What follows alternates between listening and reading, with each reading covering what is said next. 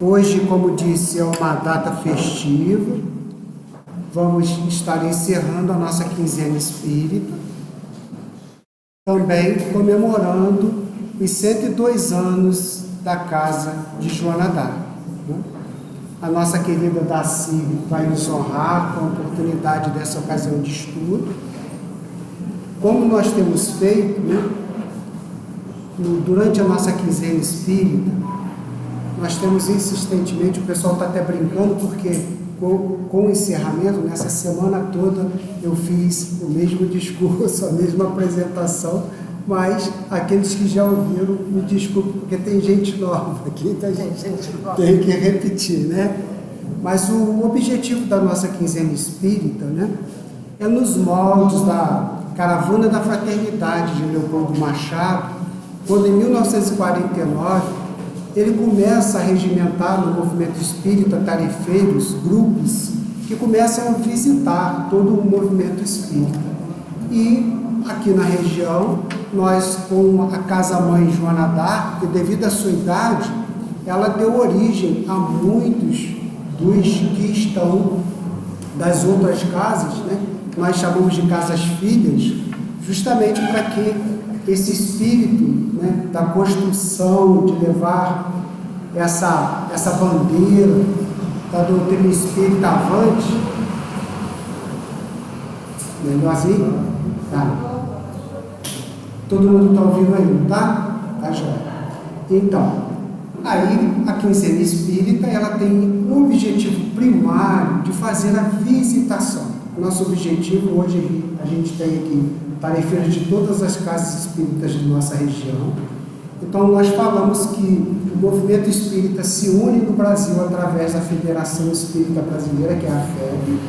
Essa FEB se divide em estados. O movimento espírita, então, no estado do Rio de Janeiro, é liderado pelo CERJ, a quem nós temos a nossa companheira como diretora da área de unificação, que dirige o CERJ. Esse CERJ, também como é uma região geográfica grande do estado, ele se subdivide em regiões menores, que tem um nome lindo que fala desse processo que chama Reunir. Então, o nome de nossas micro-áreas são Reunidos. O Reunir 3, que é a nossa região, vai de Itatiaia até Três Rios, ao qual hoje eu parabenizo o nosso companheiro também do Conselho Regional de Três Rios, está aqui com a gente, o Zé, os companheiros das Casas Espíritas lá de Paraíba. A gente se sente honrado pela presença deles, e essas regiões também, devido à grande extensão, porque de Itatiaia a Três Rios é bastante distante, então a gente se subdivide em seus, que a gente usa muito a terminologia seu, que é Conselho Espírita de Unificação. O 31º, que é a nossa região aqui, hoje abrange 9 casas espíritas, Nós temos outras casas que às vezes participam, são simpatizantes, mas não participam ativamente do movimento espírita. Então, nós somos 9 instituições. E nessa quinzena espírita, que nós fazemos sempre na quinzena antes do aniversário de Joana d'Arc, tem esse objetivo. Porque durante o ano, como vocês já ouviram falar, às vezes as casas, elas nos proporcionam oportunidades de trabalho que não sobra tempo para fazer outra coisa. E o que a gente tem pedido? Para que, de repente, todo mundo reserve, uma vez por ano, uma quinzena, uns dias, para que durante a quinzena espírita, a gente leve a nossa presença amiga às casas espíritas com irmãs da nossa região, para que a gente se sinta nesse espírito de família. Isso é muito gostoso, A gente fica muito feliz. E aí a gente vai trabalhando essa unificação, porque Bezerra, ele fala que é reunir para unir, para unificar. Então, às vezes a gente fica pensando em unificar, mas se a gente não se encontrar primeiro, se a gente não se reunir, se a gente não sentar junto, não se falar, não se abraçar, não vai se unificar nunca. Então, a importância de estarmos reunidos, então, da quinzena espírita para a gente. Tudo isso para convidá-los para que no ano que vem, se vocês puderem abrir espaço na agenda, para que cada ano isso se torne uma coisa mais sólida, mais importante, que cada um de nós percebamos a importância de cada um dentro do movimento espírita, Porque a doutrina somos nós, não é? A casa que se fechar e não tiver ninguém, ela vai ser apenas um imóvel fechado e a espiritualidade trabalhando no plano espiritual. Mas no plano físico, a doutrina espírita, somos cada um de nós que aqui estamos. Então, obrigado por todos que vieram prestigiar esta oportunidade. Como falei, é uma reunião festiva, nós não teremos atividade de passe, as atividades normais da Casa Espírita, mas, como é uma vibração muito intensa, a espiritualidade aproveita essas energias de amor que vão ser produzidas nessa grande fraternidade aqui, para ainda assim nos auxiliar e auxiliar os nossos irmãozinhos queridos. Então, aqueles que estão fazendo tratamento, não se preocupem, porque a espiritualidade não deixa de cumprir as suas responsabilidades, tá? Bom, eu acho que eu não esqueci nada, né? São muitos avisos, muitas questões a tratar. Dona Marlene, nós também, em cada casa, nós convidamos um tarefeiro da casa para nos transmitir algumas questões, algumas histórias, algumas situações, através que nós conhecemos, às vezes, até só pela oralidade. Às vezes a gente nem tem documento, mas a gente sabe de muitas coisas que aconteceu, para que a gente perceba, para que essa casa, para chegar aqui, ela veio de todo um histórico também, ela assim vai abordar um pouquinho isso, tá? Então a gente vai passar para a Dona Marlene uns minutinhos a palavra, tá? Ela vai contar um pouquinho para a gente. Infelizmente são muitas coisas, ela vai ter que sintetizar, né, querida? A gente tem que fazer um esforço, né, para colocar tudo em duas palavras. Obrigada. Seja bem-vinda, querida. Pois não. Segura só um pouquinho, para eu puxar um pouco dentro daqui. Se quiser, eu posso ficar segurando. Vamos lá. Boa noite a todos. Este documento, esta cópia, aliás, que foi colocada sobre as cadeiras, é um preâmbulo de como o Espiritismo chegou em Miguel Pereira e na região. Então, queremos falar também que tem alguns pontos que deveriam estar corrigidos nesta folha. Foi corrigido, mas ao enviar para impressão no jornal, o computador rejeitou. Então saíram ainda alguns erros. E outra coisa, nada acontece da noite para o dia. A espiritualidade trabalha desde a formação do planeta para que este momento se concretizasse, sabe? Tá bom, querido. Obrigada. Para que esse momento se concretizasse e nós chegássemos à grande transformação do planeta, que tanto Jesus falou, que um dia ele enviaria a terceira revelação, que nada mais é do que a nossa grande doutrina espírita, a doutrina de amor, de caridade, de paz, de esperança. A doutrina silenciosa, que abraça os seus necessitados com amor. E nós estamos aqui unidos para que a cada dia essa realidade se torne concreta. E a nossa doutrina, a nossa casa espírita, ela surgiu, aí está o esboço, né, dos que trouxeram, como um ideal traçado por Kardec. E ela tem como missão uma escola, que seria ali onde é hoje o bazar. Essa parte aqui do meio, que foi a parte primeira construída, foi construída por mutirão. Os trabalhadores e os idealizadores desta obra, eles trabalhavam nos finais de semana e suas esposas faziam os seus bazares para angariar valores para a construção desta casa. Eles sustentaram até 1956, quando essa casa recebeu um patrimônio, eles sustentaram essa casa, a escola, o templo, que vinham aqui render graças ao Pai, e o hospital, que é aqui embaixo. O Hospital Joana d'Arc, Amor e Luz. E esta casa tem como missão o tratamento espiritual, a renovação da criatura humana, da sua saúde física e da sua saúde emocional e mental, espiritual. E com isso, nascia no dia 9, um minutinho só, que eu sou ruim para data, no dia 9 de janeiro de 1921, nascia um grande amigo nosso chamado Geraldino Fraga Neto. E a mãe dele teve um problema sério de saúde. Ela sofria, na época foi diagnosticada como síndrome de pós-parto.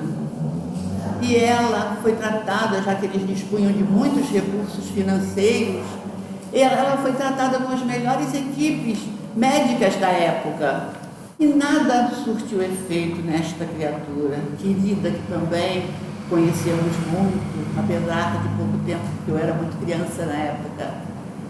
E o que eles fizeram? A casa, o lar de Vidinha, que é essa casinha que está aí, isso aí é uma obra mediúnica, tá? Porque nós não temos nenhuma foto desta casa, que é hoje, onde é o nosso Bradesco, aqui em Miguel Pereira. O lar de Vidinha acolhia a família de Alarcon Machado. E ela trouxe a Isabel, que casou com João, que era daqui, e a Isabel era descendente de espanhóis. Ela trouxe o ideal iluminista, renovador do homem. Ninguém permanece no erro, como a nossa patronesse, que saiu do erro para a verdade. Eles trouxeram essa obra maravilhosa e ali começaram a estudar. E um primo do João, que era presidente de um centro que ainda existe, acho que ainda existe, lá em Nova Iguaçu, que se chamava na época Machambomba. O nome dele, desse primo, era o Centro Espírita Jesus, Maria e José. O nome dele era Raul Ribeiro da Fonseca. Ele vinha aqui fazer um tratamento espiritual na Dona Laura. E ela melhorou muito. Ela deixou de sofrer tudo aquilo que ela sofria, que tentou até jogar o filho num lago, bebezinho. E com isso, ecoou. E o lar de Vidinha, que era uma casa geminada, rústica, ela se tornou pequena para tantos adeptos. Foi aí que o seu Geraldino da Fraga, filho, pai do Dininho, nosso amigo, abriu a rua Luiz Pamplona, ali do lado do Santander, entre o Santander e o Banco Itaú, que ali era um caminho, e cedeu esta casa aqui, ó, que aqui não consta o lar de Vidinha, porque nós não tínhamos. Hoje nós temos dessa forma que nós conseguimos. Então, pensei que eu tivesse a foto aqui para passar para ele. Aí, eles se transferiram para lá. E o grupo cresceu muito. Mas eles já tinham esse ideal de centro espírita, amor e luz. Mas o Alzino Ferreira Tinta, que foi um dos fundadores dessa casa, genro de João e de Isabel, havia terminado de ler a vida de Joana d'Arc. E com isso, ele sugeriu, quando discutiam qual seria o nome, o nome então seria Centro Espírita Joana d'Arc, Amor e Luz, e todos concordaram e permanece até hoje. Então, essa casa aqui foi um hospital que abrigava pessoas, mendigos, Orestes, né? Maria de Pé Duro, que era uma mendiga que tinha aqui, coitadinha, foi amparada nessa casa. E outros tantos que passavam por aqui eram acolhidos aqui com todo amor e sempre mantidos, isso é muito importante enfatizar, sempre mantidos pelos associados. O meu pai, inclusive, ele era farmacêutico de formação. Ele era radiologista aqui. E todos trabalhavam com amor. Inclusive, foi o único presidente desta casa que desencarnou aqui, onde a livraria hoje e a sala de fluidificação, que eram a enfermaria masculina e as duas salas seguintes, a enfermaria feminina.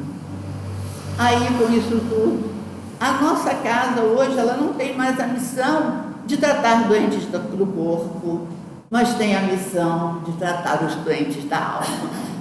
Os doentes que nós sabemos são imensos no mundo turbulento como hoje. E eu queria falar também, minha tia querida, o primeiro médico daqui.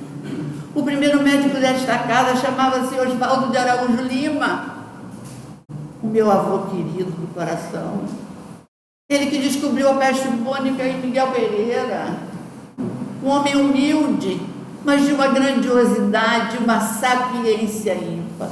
Foi um trabalhador efetivo, grandioso e querido desta casa. Então, meus queridos, a saúde ainda é uma questão prioritária diante da doutrina de Jesus, porque nós, cuidando da alma, nós cuidaremos também do corpo físico. E com isso, meus amigos, eu queria também ler, eu estou muito emocionada, desculpem, tá? Porque eu estou falando também da minha história. Eu queria louvar, agradecer com todo o nosso amor que temos por essas criaturas que foram os primeiros trabalhadores desta casa. Foram aqueles que fizeram esta casa se tornar realidade de hoje. E essa ata é de 23 de outubro de 1921. Alzino Ferreira Tinta foi quem deu o nome a esta casa. Laurindo Lima da Costa, não conheci. Manuel dos Santos Pinheiro, do Pinheiral, aquela casa verde que tem ali perto do Dr. Muniz. Dona Hilda, mulher dele, Abreu Pinheiro. Alice Viana da Costa, também não conheci. Juliana de Abreu Pinto. Moisés da Silva Valdez. Joaquim Pereira Soares. Manuel Coelho de Carvalho.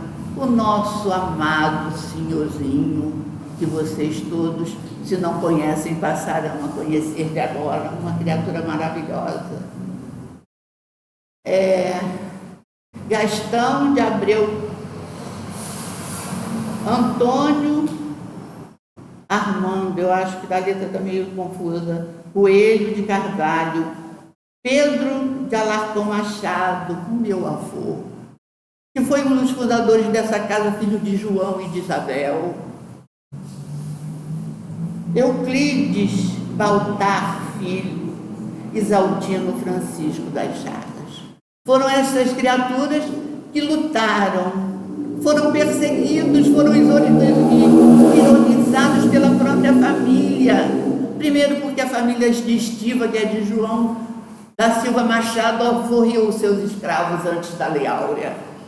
E ele era repudiado na região, porque essa região é uma região escravocrata, e eles nunca admitiram isso.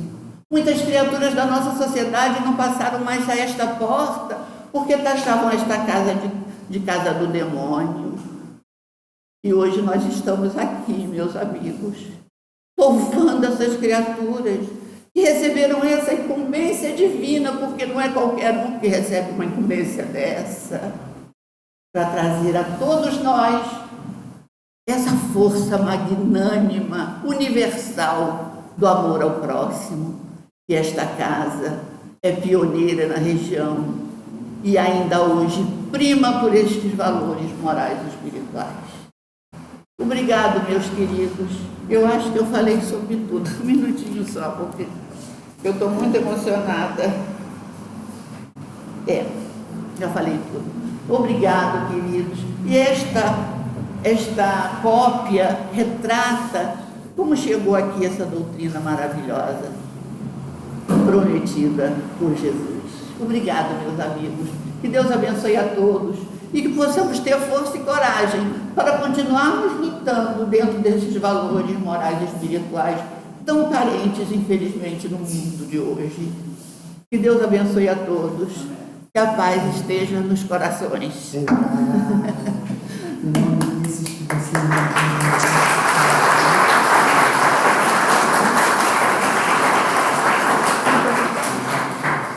Para todos nós. Hoje vai ser um dia de muitas emoções também, como foi nas outras casas, né? Esses amigos, benfeitores, companheiros estão todos aqui entre nós e se alegram quando veem seus nomes citados. Nós gostaríamos muito de nos honrar com isso e lembrar que certamente, quem sabe se daqui a 100 anos os nomes que serão citados não sejam os nossos, né? Vamos fazer por onde para que a gente possa alcançar essa luz. Registrar os nossos nomes, valores na história do Espiritismo no Brasil, né, meu filho? Verdade. Obrigada. Vai por cá. Então, amigos, vamos fazer uma página e depois uma prece singela para passarmos então a Darcy a palavra para que ela nos conduza nessa oportunidade. E a gente tem aqui uma página que nos foi trazida por João 15, de 1 a 5. Palavras de Jesus: Eu sou a videira verdadeira, e meu Pai é o lavrador. Toda vara em mim que não dá fruto, o tira, e limpa toda aquela que dá fruto, para que dê mais fruto. Vós já estáis limpos pela palavra que eu vos tenha falado. Está em mim, e eu em vós. Como a vara de si mesmo não pode dar fruto, se não estiver na videira, assim também vós, se não estiveres em mim. Eu sou a videira, vós as varas. Quem está em mim e eu nele, este dá muito fruto, porque sem mim nada podereis fazer. Assim, mestre querido, aqui estamos reunidos nessa ocasião tão maravilhosa, que é homenagear, Senhor, todos esses tarefeiros da obra espírita em nossa região, de nossas casas. Portanto, Senhor, que se dedicaram com afinco e para nós são apenas anônimos, mas nós sabemos que o teu amor, como mensagem, nos diz: se a vara está em mim, pois que eu sou a videira, e ele estará em mim. Temos certeza, mestre querido, que em vós continuará abençoando a todos esses tarefeiros, para que nos momentos difíceis, porque hoje somos seus herdeiros, e assim, nesses instantes de dificuldade, eles possam estar aos nossos lados, nos inspirando a perseverança que tiveram diante de momentos tão mais difíceis que foi a história do nosso passado. Hoje temos dificuldades, mas não tão grandes, se olharmos a história das conquistas que a doutrina espírita teve que passar. Assim sendo, mestre querido, inspira a nossa querida amiga Darcy, que carinhosamente vem contribuir com as nossas reflexões no caminho que o Senhor nos tem deixado, o qual essa doutrina tem nos levantado o véu para compreender com clareza o que deixaste como ensinamento. Fica conosco hoje e sempre. Graças a Deus. Nossa querida Darcy, dispensa a apresentação, né, Darcy? Boa noite, queridos. Boa noite com ênfase. Boa noite. Boa noite. Meus queridos, nós estamos aqui, eu estou aqui nesta noite, né? agradecendo esse momento em que nós estamos na quinzena de atividades. Está aí o amigo de Paulo de Fronteira também. Isto, alegria tê-lo aqui. Nós estamos então aqui nessa noite para encerrar esta quinzena que nós podemos dizer foi uma quinzena de luz. Nós temos usado no trabalho do CR, de juntos nós somos mais fortes. E isto representou o que nós estamos aqui fazendo, lembrando do nosso querido Leopoldo Machado, que começou com a Caravana da Fraternidade. Leopoldo Machado, rapidamente, Carlos falou a respeito desta questão, né? Em 1949 aconteceu no Brasil uma atividade que se chamou Pacto Áureo. Vocês vão ouvir mais isso em outubro, porque nós em outubro fazemos sempre uma referência, que foi um acordo de união. Então, neste acordo de união, o grupo, né, que liderou esse acordo, e a gente lembra de Lins de Vasconcelos, a gente vai dizendo os nomes, e vocês então vão conhecendo mais adiante, né? Então, Lins de Vasconcelos, Leopoldo Machado, Francisco Spinelli e tantos outros organizaram essa caravana que partiu de São Paulo para o Nordeste. E Leopoldo Machado vem dizendo, não é, que o objetivo deles era mostrar a doutrina espírita em ambientes abertos, mas era, acima de tudo, fazer uma confraternização, conhecer as obras sociais, criar vínculos. E aí a entidade federativa traz, né, esse modelo no sentido também de que nós, então, atualmente, né, a gente possa reforçar esses vínculos, lembrando, não é, que nós todos temos um grande objetivo quando a gente trata de doutrina espírita, que é juntos, e quem diz isso, né, Allan Kardec, numa mensagem recebida por Frederico Júnior, em que ele diz, né, que nós juntos, fortalecidos, podemos lutar, podemos enfrentar os leões que aí estão com as ideias materialistas que trazem, então, todo o incentivo às paixões humanas. Então, queridos, cada vez que nós nos reunimos, nós somos mais fortes. Nós vamos trazendo também para dentro de nós a importância de estarmos juntos, a importância de fortalecermos esses vínculos, de estudarmos a doutrina espírita, porque a cada vez que a gente volta ao estudo da doutrina, a gente vai percebendo como o nosso conhecimento vai se ampliando. E isto vai fortalecendo o nosso posicionamento pessoal e o da nossa casa espírita.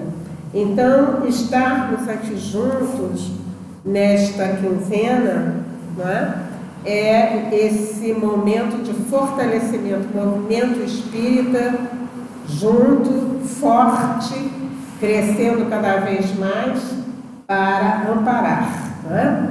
E aqui nós temos os nossos amigos que estão participando hoje, né? Nosso querido amigo Zé Jorge, né? lá de Paraíba do Sul, e os amigos, isso é muito importante para nós. Mas a casa espírita que nós estamos, ela faz 102 anos. Então, eu fui buscar uma foto, não é? Daquilo que, num determinado instante, era a primeira sede do Centro Espírita Joana d'Arc, Amor e Luz, em 1921. Então, vai dizer ali que era um galpão situado no bairro da Alegria, né? E ao lado, vocês estão vendo esse prédio bonito, né? No qual nós estamos aqui, nós estamos utilizando, e que tem uma função muito importante para a divulgação do Espiritismo no Rio de Janeiro. E a tarefa que a gente tem, então, nessa noite, né, é a gente estar aqui conversando. Me ajuda aqui. Vai. Pode? Pode. A gente vai estar conversando a respeito da mensagem de Joana d'Arc no Ideal Espírita, a fé que resgata. Então eu fui procurar alguma coisa da vida de Joana d'Arc, que vocês também, que aqui estão no dia a dia, vocês já conhecem, né? Então a gente vai tentar trazer rapidamente, né, algumas informações que a gente foi recolher no livro Joana d'Arc de Leon Denis. A gente aconselha também a vocês que façam, né? Então, quem foi Joana d'Arc? Todo mundo aqui conhece a história de Joana d'Arc? Levanta o braço quem não conhece. Todo mundo conhece? Não? Bom, então você não conhece?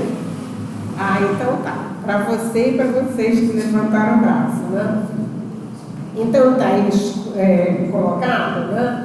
A Joana d'Arc nasceu no dia 6 de janeiro de 1402, na cidade de Domremy, na França, e desencarnou em 30 de maio de 1431, com quantos anos? Ali, vamos lá, quem está lendo ali, com quantos anos? 19 anos.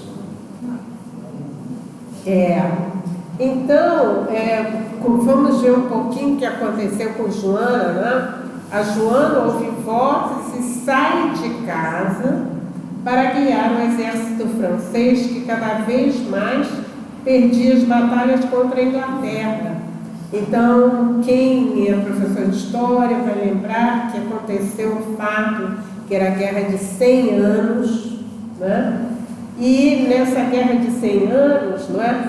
A Inglaterra estava tomando cada vez mais as terras da França.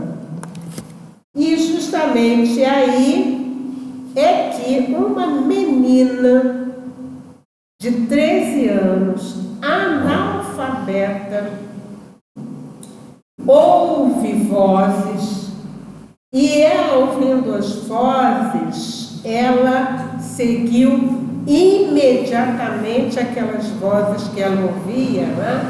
E com isto ela consegue recuperar as cidades que tinham sido tomadas pelo exército inglês. Aí a gente pergunta, nossa, mas como é que ela fez isso, né? Recuperar algo que estava mais ou menos perdido. Aí eu vi esta foto, né, que aqui está. Então ela, com aquele uniforme, né, ela segue as vozes, como se dissesse assim, você, aliás, algum tempo atrás ela tinha ouvido alguma fala assim, olha, uma menina corajosa vai conseguir recuperar as terras perdidas para a Inglaterra. E ela disse assim, quem será? Era ela. Então ela era essa médium, né? Então ela ouvia as vozes e seguia as vozes. Então, quando, à medida que ela ia recuperando as cidades, né? O que ela encontrava naquelas cidades perdidas pela guerra? Órfãos, velhos que viviam com muita fome, abandonados. E ela então fazia também, ela recolhia mantimentos para as populações sitiadas. Ela chefiou os soldados e pedia que eles orassem antes das batalhas. Olha, veja, olha que coisa estranha. Ela chefiando aquele grupo, chefiando aqueles soldados que no dia a dia tinham o objetivo de maltratar, de violentar.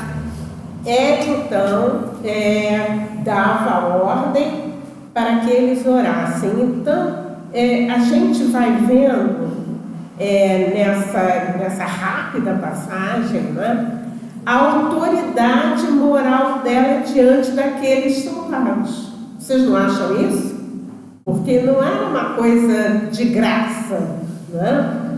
Então, dessa forma, né, ela conseguiu salvar a França do domínio inglês. Mas, tem sempre mais, né? O governo francês recebeu-a com desconfiança. Então, quem é esta pessoa que está recuperando essas terras? Até onde ela quer chegar, né? E aí, então, é interessante a gente observar em tudo que a gente foi lendo, né, que a Joana amava os santos da Igreja Católica. Naquela época, só havia a Igreja Católica, né?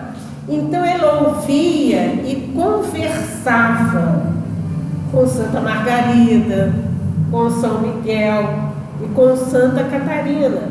Ela amava orar em plena natureza para vivenciar a comunhão com Deus. Via os santos e eles apareciam assim como luzes muito fortes. É uma pessoa normal? Bem, minha gente? Era normal ou não? Também não era normal, era uma médium, né? E aí, então, Joana era médium, ela tinha presciência, tinha evidência, e as vozes sempre a aconselhavam a fazer o bem. É interessante, né? Nós vamos ver, gente, que com 13 anos, a mediunidade já se manifestava na vida dela, e ela então seguia aquelas vozes. O que nós começamos a pensar a partir disso tudo, né? Então, como ela via, eu tenho a impressão que aqueles irmãos que têm evidência, a fé neles, ela é, digamos assim, mais robusta. Verdade ou mentira? Verdade. Porque a questão não é isso, não é ninguém que está me dizendo, são os espíritos que estão me dizendo, e eu estou aqui vendo, eu estou conversando com eles. Era isso que acontecia com a Joana d'Arc.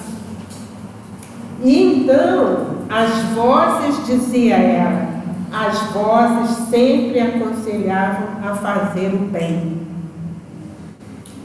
Ela foi vítima de longos interrogatórios, então vocês vejam bem, depois que ela consegue restituir o terreno francês, vamos assim dizer, e ela entrega ao rei, todo mundo desconfia, mas qual é o interesse que ela tem no sentido de restituir?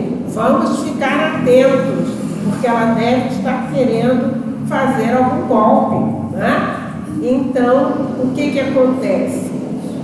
Ela, então, é presa, é vítima, então, de longos interrogatórios e de espionagem. Previu sua morte, dizia, muito sangue correrá. E ela era chamada de bruxa.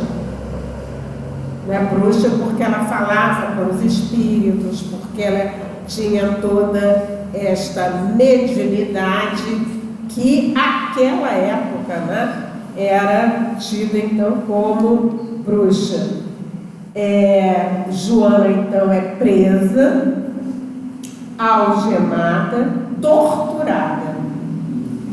Pedem que ela abjure. Então, para que você não seja condenada, abjura, quer dizer, diz que tudo isso que acontece com você é mentira, foi engano. Oferecem grande quantidade de moedas para ela abjurar. Ela não tinha defensor. Quando se perguntava como suportava tantas dores, ela dizia: minhas vozes vêm de Deus.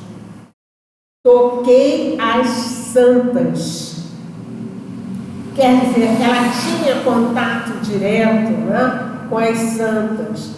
Aí, com o corpo em chamas, ela diz: meus santos estão aqui, minhas vozes não me enganaram. Ela foi queimada viva, né? E suas cinzas foram jogadas no rio. Havia, nessa hora em que o corpo estava em chamas, né? Havia um silêncio sepulcral, e eles disseram: queimamos uma santa. E aí vão dizer: mas por que ela naquela hora, né, ela não reclamou, ela não abjurou? Porque ela podia, né, o corpo em chamas, mas em realidade apenas o corpo, porque a alma estava sendo sustentada e tirada pelos amigos dela, pelos santos, não é? que acompanharam, porque foi uma tarefa de ordem superior a que ela então estava destinada, né? Então, rapidamente, meus amigos, nós estamos assim contando a história deste espírito que, como a gente falou um pouquinho antes, né, teve uma missão especialíssima de libertar a França do jugo inglês, mas que o próprio governo, né, foi, digamos assim, ingrato no sentido de sacrificar aquela que havia libertado o povo, né? E aí então nós temos algumas perguntas a fazer quando nós vemos, não é, esse exemplo, o modelo de Joana d'Arc, que tem essa pergunta aí.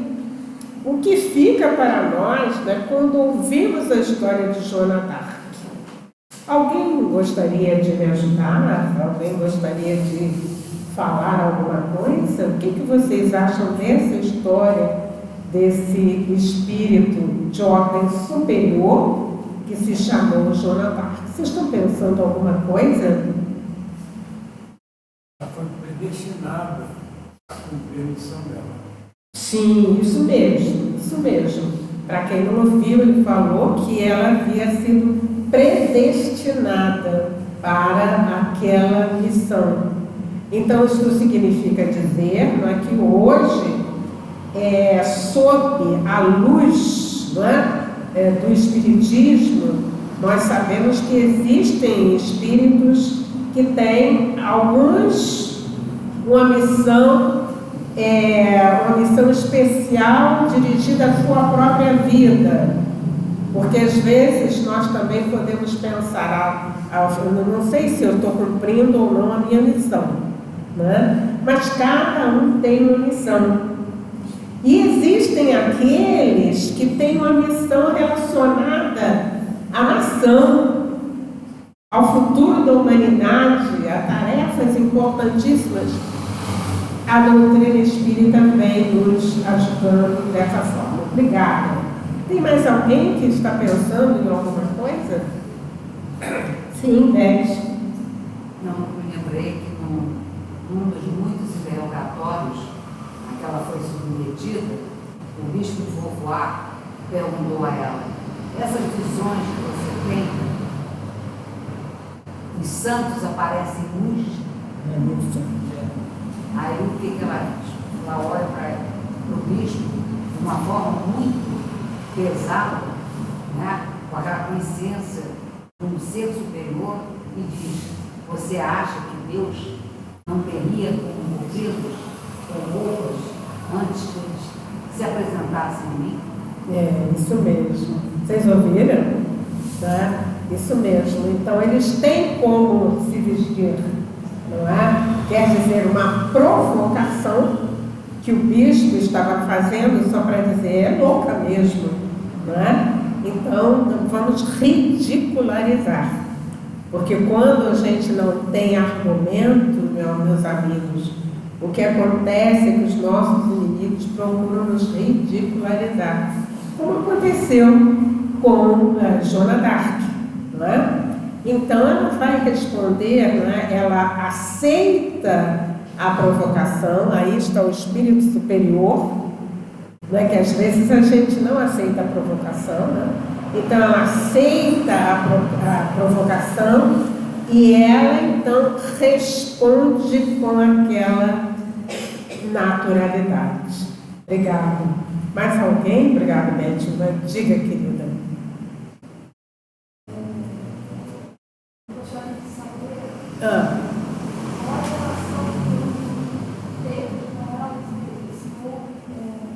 Alguma encarnação que eles viveram juntos, na mesma época, sempre por ano, ele escreveu a história. Isso. Já tinha passado. Isso? Uhum. É. A senhora gostaria de dizer que esses dois espíritos tiveram alguma experiência como encarnados ou desencarnados? Olha, eu tenho a impressão que como desencarnados, sim. Porque a forma com que ele traz esse relato vai dizer assim da intimidade dele com este espírito. Eu não sei te dizer, né, quem teria sido, mas pelo que a gente lê, havia realmente uma intimidade entre eles. E a gente, foi bom você falar, que a gente aproveita, né, e manda o nosso abraço para Leon Denis. Esse livro ali. Obrigada. Eu acho também, querida, que ela deveria estabelecer a paz na França para que o espiritismo fosse implantado futuramente. Ela teve também essa missão. Também, isto, exatamente. Era, digamos assim, os antecedentes, né, da implantação, né, dessa invasão organizada. Nós precisamos desse território. Obrigada. O que você ia dizer? Eu frequento o Rio.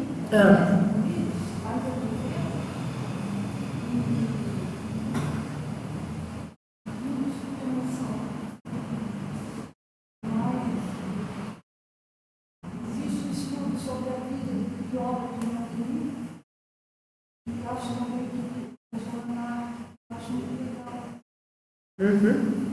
É isso mesmo. Leon Denis, esse espírito de escola, né, ele era autodidata. Né?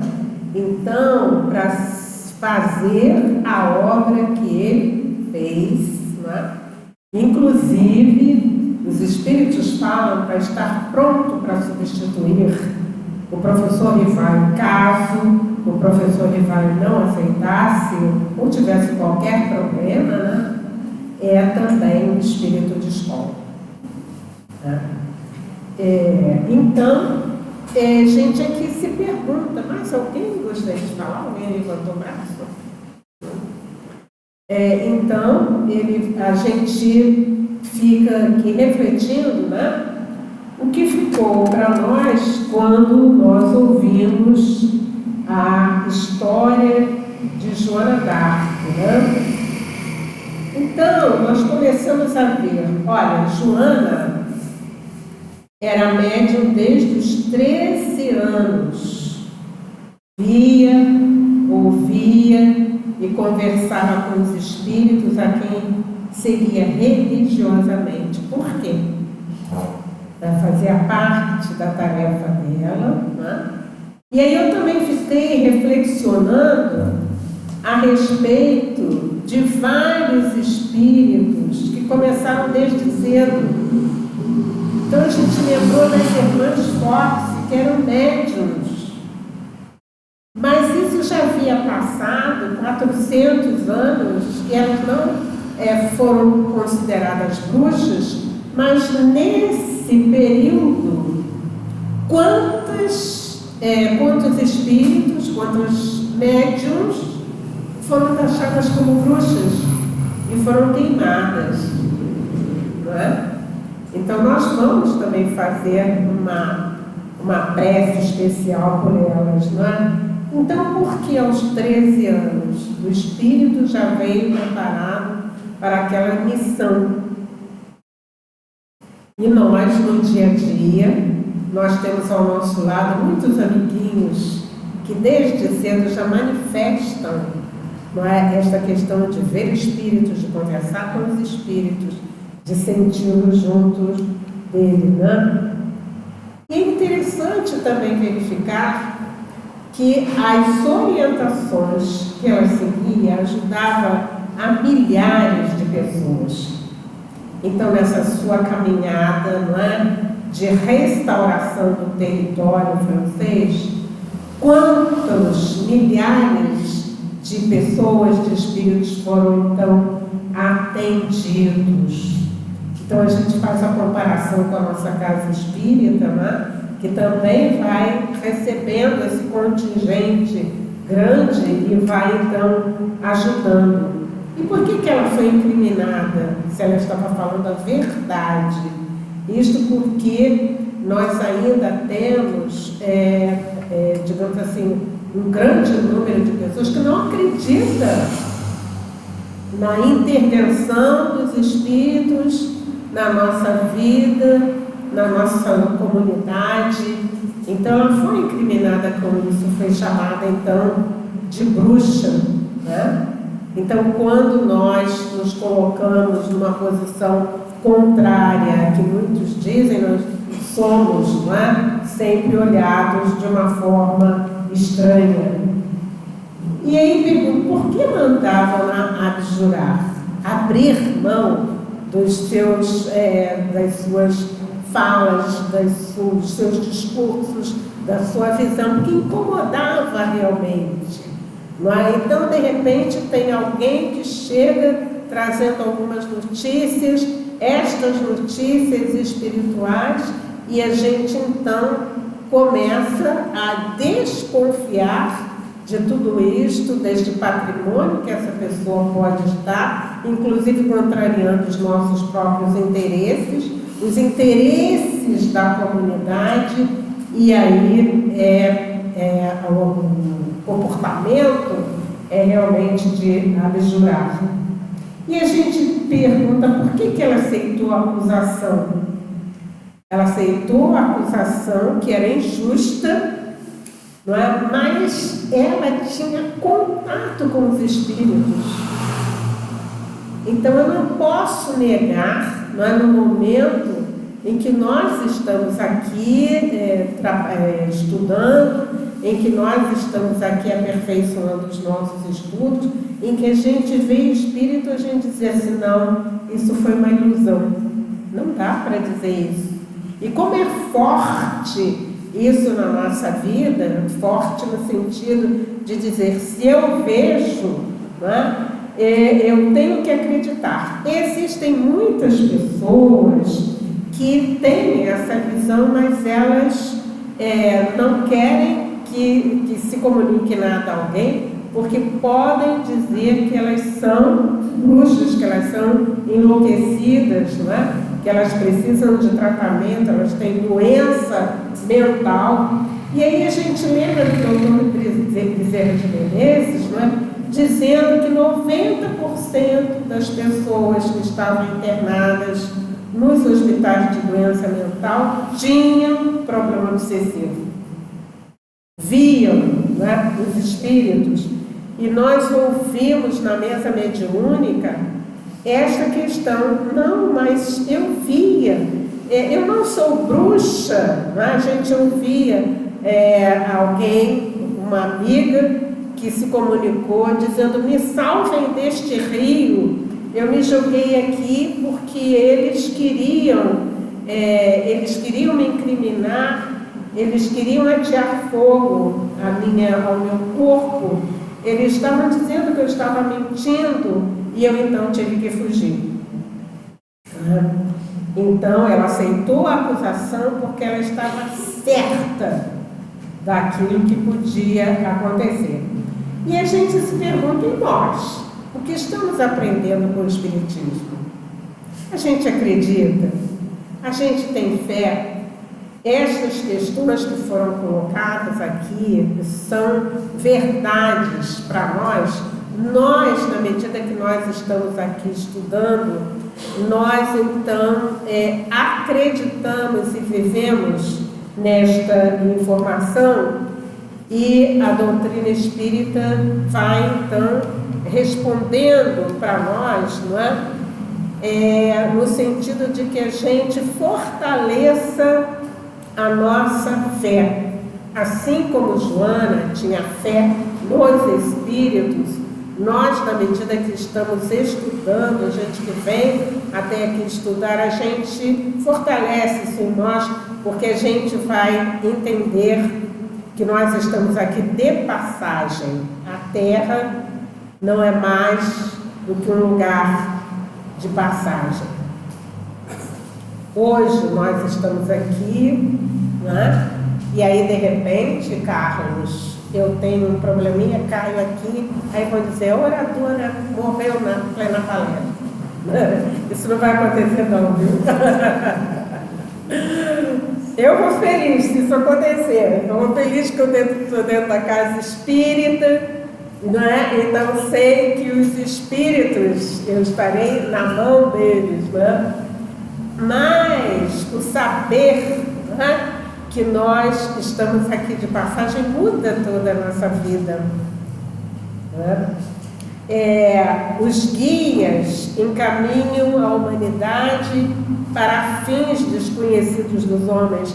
Essas informações estão de Leon Denis, lá no livro Joana d'Arc Médium, quando ele diz a respeito disso, né? Então vou repetir: os guias encaminham a humanidade para fins desconhecidos dos homens, mas que Deus fixou e que brilha para nós na noite do tempo como um facho luminoso. Quando nós entendemos que nós só estamos aqui nesse mundo de provas e expiações porque a gente precisa acertar muitas coisas conosco mesmo, mas aqui não é a nossa terra, aqui não é a nossa moradia.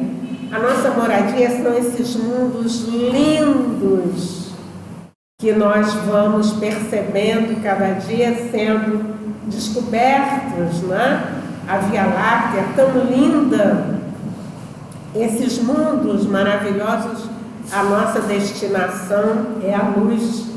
Enquanto a gente não se desprende deste envoltório, né?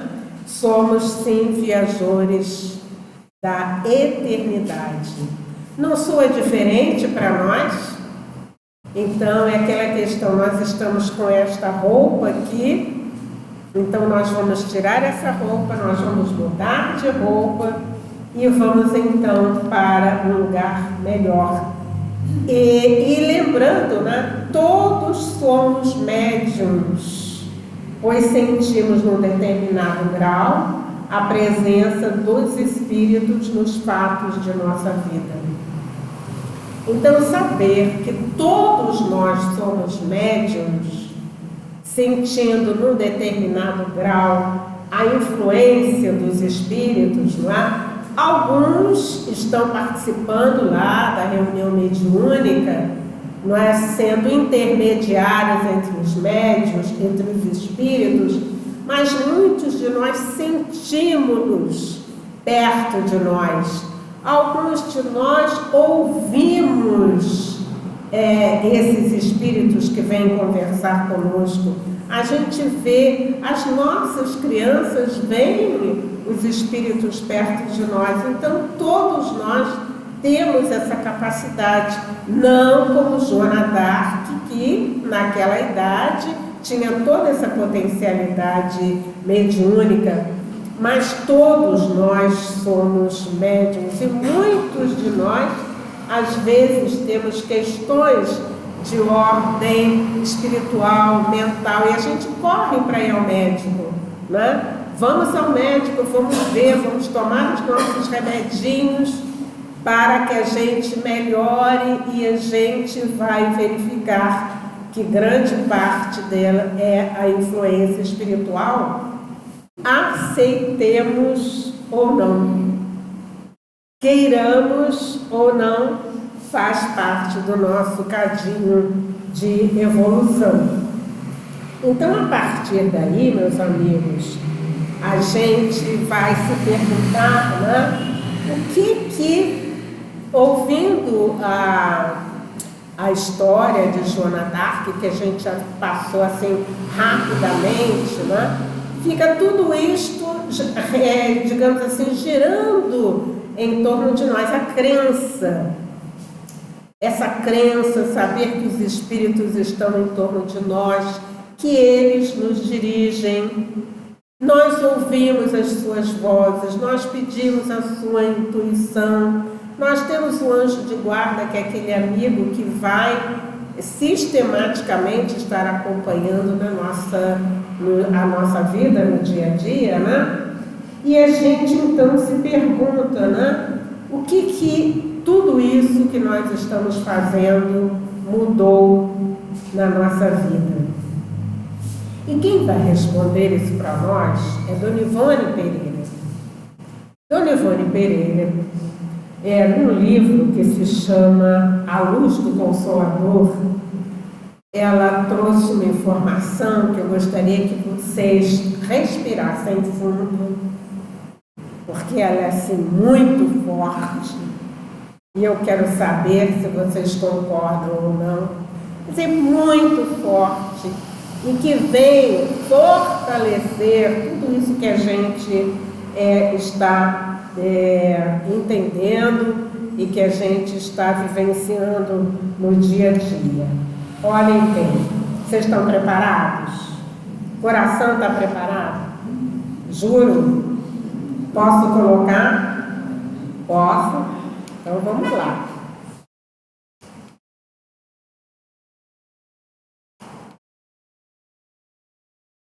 Eu vou pedir ao Carlão para ler para nós, que o Carlão tem assim uma voz possante. Pode ler, Carlão? Você tem que ir aí, porque a minha vista não é tão possante. Pode ler aqui também. Vai.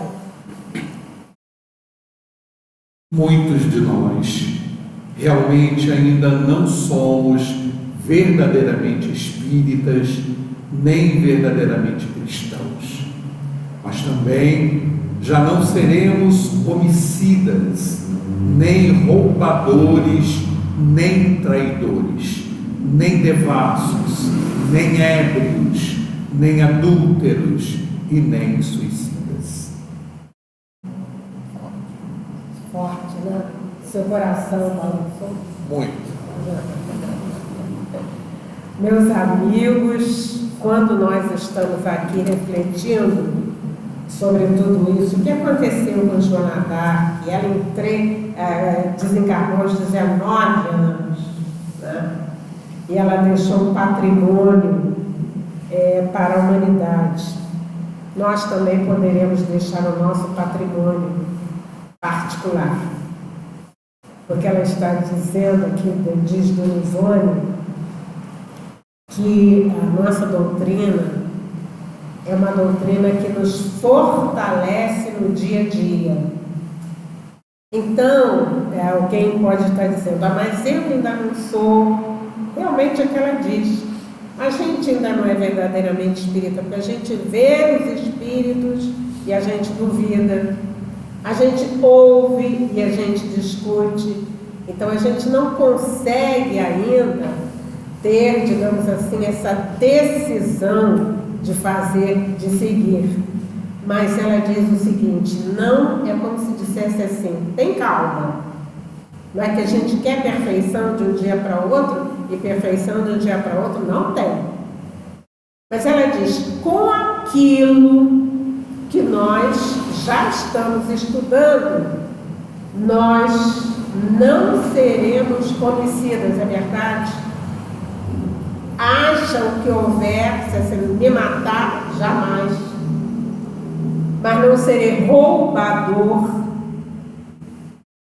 Eu não vou roubar ninguém, em qualquer ângulo que eu possa estar me entendendo. Eu não serei traidor, nem devasso, nem ébrio, nem adúltero, nem suicida.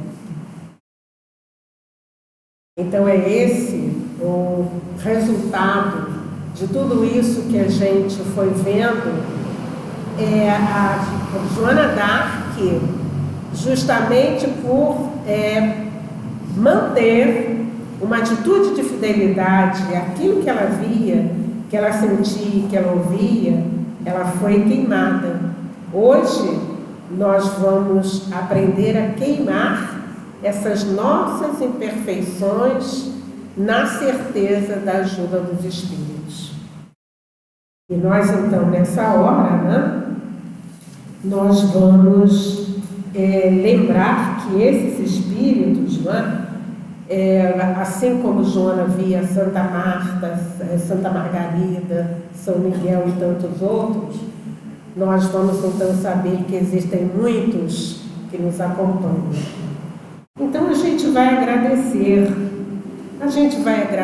nesse instante a esse espírito de escola que comanda, tem uma falange à sua disposição e que com certeza tem recolhido muitos daqueles espíritos que foram considerados bruxos, né, para resgatá-los para a nossa vida.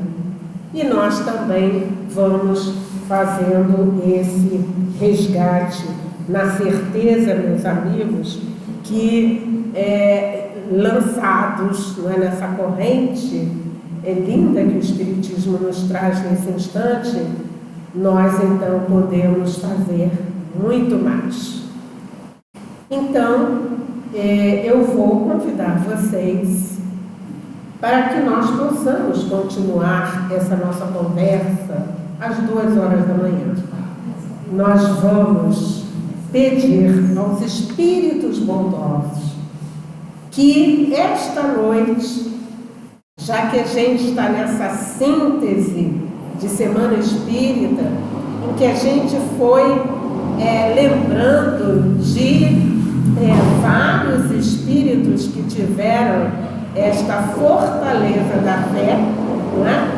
Nós vamos pedir que eles, durante essa madrugada, eles possam estar conversando conosco, tirando as nossas dúvidas, trabalhando as nossas questões, trabalhando as nossas interrogações, e que a gente possa, assim, estar feliz. Então, queridos, até mais tarde, todos estaremos reunidos na madrugada. Um abraço.